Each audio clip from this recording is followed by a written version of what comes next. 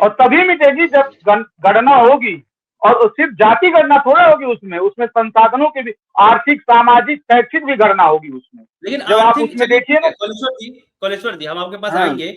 आर्थिक जो अभी आपने जी, बात छेड़ी, आर्थिक सर्वे पे कोई आता ही कहाँ है?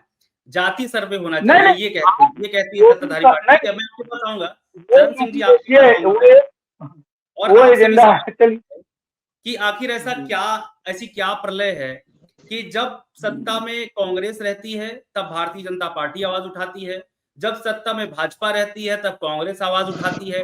हमने 2011 के वक्त में भी देखा था कि कांग्रेस किसी भी हालत में जनगणना कराने को तैयार नहीं थी, मगर मुलायम सिंह यादव, लालू प्रसाद यादव सरीखे नेता थे जिन्होंने दबाव डाल करके सोसियो नाम की जाति जनगणना करवाई, और वहां के जो आंकड़े निकल करके आए वो भी सार्वजनिक नहीं हुए, पूरी तरह से आंकड़े सार्वजनिक नहीं हुए। अब वही कांग्रेस जो है डिमांड कर रही है कि जाति जनगणना करवानी चाहिए।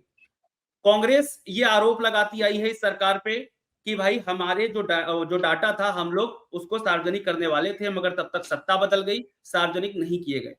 2013 में इनकी बैठक होती है, वहां पर पता नहीं क्या गड़बड़ी होती है, वो आज तक बाहर निकल करके खबर नहीं आई। वहां पर बात चलती है कि इन्हें सार्वजनिक किया जाना चाहिए, मगर उसके बाद फिर से सारा मामला ठंडे बस्ते में चला जाता है। अब एक बार फिर कांग्रेस इसकी मांग उठा रही है। क्या हम ये मान लें कि जो कांग्रेस की अब नई आगे की रणनीति है, या फिर राहुल गांधी को जो वो तैयार करने की कोशिश कर रहे हैं, उसका जो नींव है वो दरअसल जाति जनगणना पर ही अब पड़ने वाली है। अब वो करवाएं या न करवाएं, मगर चुनाव होने तक, यानी कि इनका अपना सपना है कि जब तक इंडिया गठबंधन की या कांग्रेस की या फिर राहुल गांधी की सरकार नहीं बन जाती, तब तक हम जाति जनगणना का मुद्दा उठाएंगे, क्योंकि हमारे देश में जाति बहुत विशेष है। चरण जी, चरण जी आप म्यूट है, चरण जी आप म्यूट है। देखिए, सबसे पहले ये समझ लेना चाहिए कि देश का दुर्भाग्य है कि जितने भी राजनीतिक दल हैं, मैं विशेष किसी पार्टी की बात नहीं कर रहा हूँ, ये लोग सारी रणनीति जो है इन लोगों की वोट बैंक को ध्यान में रखते हुए जो है बनती है। भाई अभी हम लोग चर्चा में ही कर रहे हैं, छोड़ दीजिए सारी बातों को। 2011 में जातीय जनगणना जो है, गणना जो है कांग्रेस ने कराई, उसके आंकड़े जो सार्वजनिक नहीं किए,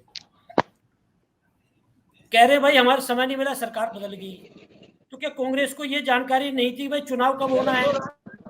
या क्या कांग्रेस ने ठेका ले रखा था कि हमारी सरकार आएगी?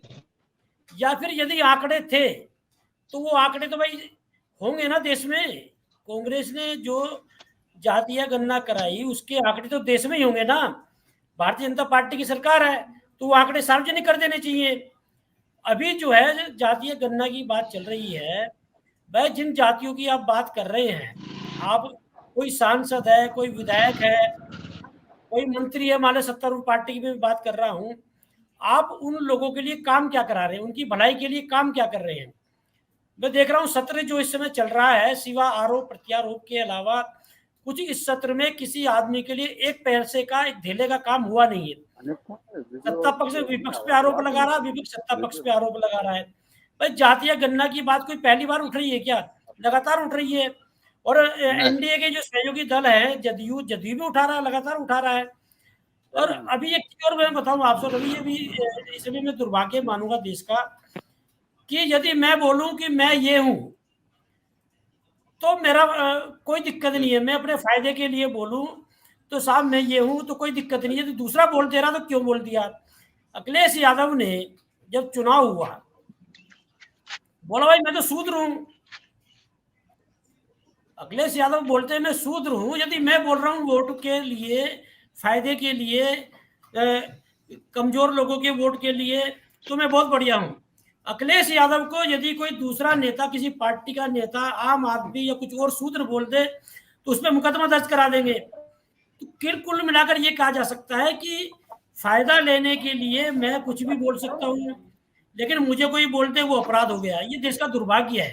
तो कुल मिलाकर ये कहा जा सकता है कि जातीय गणना की जो बात चल रही है, भाई मुझे नहीं लगता कि जातीय गणना से सरकार को भी कोई ऐतराज होना चाहिए। भाई हम लोग तो जाति की बात करते ही है कि ये फला जाति का, फला जाति का, तो ये भी पता चल जाना चाहिए भाई कौन कितने जाति के कितने लोग हैं, उसमें कुछ गलत नहीं है। लेकिन वोट बैंक को ध्यान में रखते हुए सारी बातें करी जाए, वोट बैंक को ध्यान में रखते हुए सारे जो है सारे सदनों में जो है आरोप प्रत्यारोप का दौर चले, इससे क्या भला होगा देश का भाई, हमारे समझ बात नहीं आती है। तो मैं अपने अनुभव के आधार पर ये कह सकता हूँ कि इस समय जो इस तरह की बहसें चल रही है या सदन में चल रही है, लोकसभा में चल रही है कि भाई काम की बात कीजिए, वहां किसानों के लिए कितना फायदा कराना है। आप वैसे यदि बात करेंगे तो पेशेगत बात करेंगे कि साहब ये किसान है, ये मजदूर है, ये बढ़ई है, ये तो ये फला काम करता है। लेकिन जहाँ वोट बैंक की बात आएगी, जहाँ आपको फायदा लेना है लोगों के वोट का, वहां आप जाति की बात करेंगे जी। क्यों नहीं बात की जाती पेशेगत की? भाई किसान में सारे वर्ग आते हैं, मजदूर में सारे वर्ग आते हैं। आप शिक्षक की बात कीजिए, शिक्षण पेशे की बात कीजिए, आप किसान की बात कीजिए, आप मजदूर की बात कीजिए, आप सेना की बात कीजिए, आप तमाम पेशों की बात कीजिए, उसमें तो सारे लोग आते ही हैं।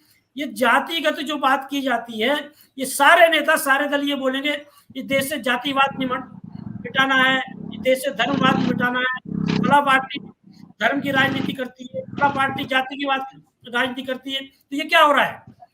यदि हम जाति की बात करेंगे तो ये जाति की राजनीति हुई ना हुई, हम धर्म की बात करेंगे धर्म की राजनीति। देश में पेशे की बात होनी चाहिए। यदि आपको जातिवाद मिटाना है, और मैं एक आशंका जो इस समय देश में माहौल बढ़ा है इस तरह का, हमें लग रहा है कि एक जातीय वैमनस्यता देश में ना फैल जाए, जातीय संघर्ष देश में ना फैल जाए।